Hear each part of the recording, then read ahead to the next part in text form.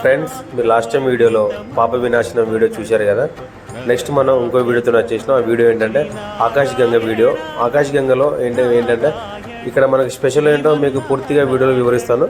Video మాత్రం తప్పకుండా చూడండి. ఆకాశ్ గంగ లోపలికి మనం పోవడానికి ఒక 200 మీటర్స్ లోపలికి స్టెప్స్ ఉంటాయి. స్టెప్స్ ద్వారా మనం నడుచుకుంటూ లోపలికి వెళ్ళాలి. ఎందుకంటే కొండ మధ్యలో నుంచి వాటర్ అనేది ద్వారాలుగా వస్తుంది కాబట్టి మనం అందులో నుంచి నడుచుకుంటూ వెళ్ళాలి. ఆకాశంగా స్థల పురాణం అనేది ఇక్కడ పూర్తిగా వివరించున్నది. ఇక్కడ మనం బోర్డు కూడా చూసుకోవచ్చు. లోపలికి వెళ్ళాక శ్రీ బాలాంజనేయ స్వామి టెంపుల్ ఉంటుంది. ఆ టెంపుల్ దగ్గర మనం దర్శనం చేసుకొని రావాలి. ఆకాశగంగా పురాణం అనేది ఒకసారి పూర్తిగా చదవండి. అక్కడ బోర్డు పైన పూర్తిగా ఎక్స్ప్లెయిన్ చేసి ఉన్నది. ఈ కొండపై నుంచి వచ్చే వాటర్ అనేది ఒకసారి మనం ఒంటిపైన చల్లుకుంటే చాలా మంచిదని పూర్వీకులు చెప్తూ ఉంటారు. ఇక్కడ నుండి వచ్చే వాటర్ అనేది మన స్వామివారికి తీర్థంలాగా తీసుకెళ్లేవారని పూర్వకాలంలో ఇది ఇక్కడ గొప్పగా చెప్పుకోవచ్చు.